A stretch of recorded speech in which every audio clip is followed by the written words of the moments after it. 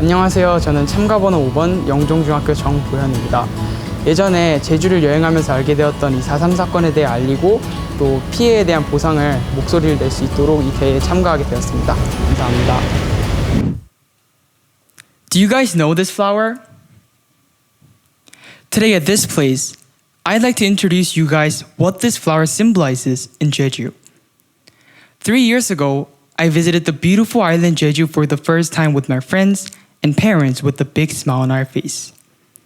Everything in Jeju was beautiful, and as its nickname, it was like an island that symbolized peace.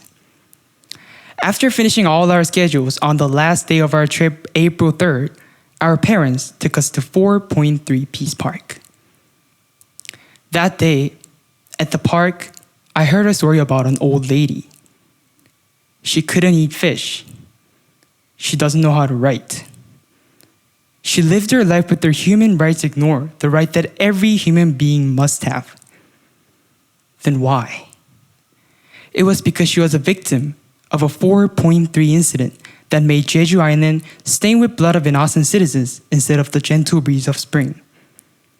The Emerald Sea of Woljeongni, where I walk with a smile, Bukchonni, with pretty red flowers. Not everyone could smile in these places. I became solemn and embarrassed. Then what is 4.3 incident and how should we remember it? The Jeju 4.3 incident was an event in which Jeju Island was burned, injured, and suffered for about 7 years and 7 months from 1947 March 1st. Countless women, men, young children, students, and even pregnant women have also been victims of genocide and torture. At that time, Jeju people who were living in poor conditions were unable to withstand the growing population, the following Great Famine, and the system of US. Jeju residents voiced strong criticisms toward the government. But far from apologizing for the strong voice, government called Jeju a red island and sent Northwest Youth League and countless policemen to torment them. Accordingly, Jeju residents staged an armed uprising on the April 3rd, and the massacre started from this is Jeju 4.3 incident. Now, we only crave the ways to remember these pains. But do we actually know why we should remember the 4.3 incident in particular? Is it simply because a lot of people died? Like 4.3, there are various different cases in which human rights are ignored and died. So then why is that? I think finding answers to this question and telling the future generations why we should recollect the 4.3 is the right way to remember this pain and what our society should tell to a lot of people.